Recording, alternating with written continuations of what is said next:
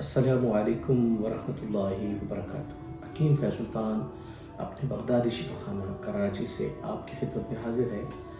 आज की वीडियो, आज का अमल उन अहबाब के लिए है जो कमज़ोरी का शिकार हैं, मर्दाना कमज़ोरी का शिकार हैं, जगह जगह से लाखों रुपए बर्बाद कर चुके हैं, इलाज करवा चुके हैं, कोई अफाका नहीं हो रहा, कोई बेहतरी नहीं हो रही। तो उनके लिए आज की वीडियो कमाल की वीडियो है। एक अमल है, अल्लाह तबारक व तआला का फ़ज़ल देखिए, अल्लाह करीम अपनी मखलूक से कितना प्यार करता है।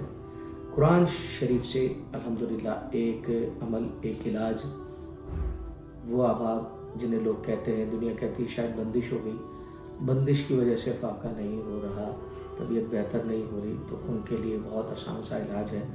कोशिश आपने ये करनी है कि 5 वक्त की नमाज़ पढ़नी है, ठीक है, पाबंदी के साथ नियत करनी है और अल्लाह करीम से अल्लाह का फ़ज़ल मांगना है। अल्लाह तो फ़ज़ल फरमा, करम फरमा, मेरे ये मामलात हल हो जाएं। तो आज का ये अमल है, कुरान पाक की आयत है, सूरत है, सूरह कौसर 7 बार पढ़नी है। अमल समझ जाए कि पढ़नी किस तरीके से है।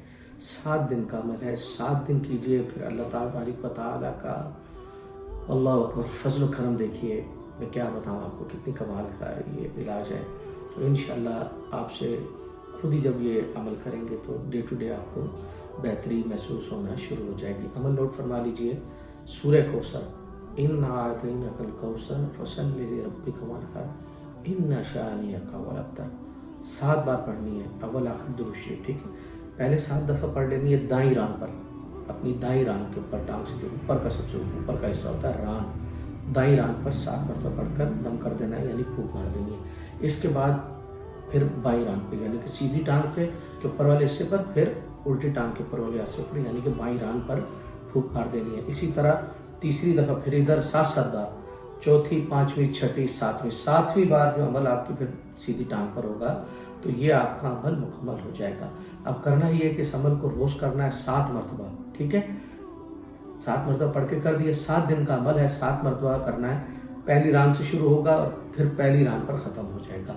पढ़ के आपने दम कर दिया और मकाम एक ही रखना है, एक ही जगह रखनी है। अगर असर के बाद पढ़ रहे हैं तो असर के बाद, अगर मगरिब के बाद है, किसी भी नमाज के बाद है, कोशिश करनी है कि एक टाइम रखना है और इस अमल को करना है। फिर अल्लाह तबारक व तआला से मदद मांगनी है, अल्लाह करीम तो मुश्किल को मेरी हल फरमाए इंशाअल्लाह। अल्लाह करीम की ज़ात बड़ी करीम है, इंशाअल्लाह ताला करम फरमाएगी।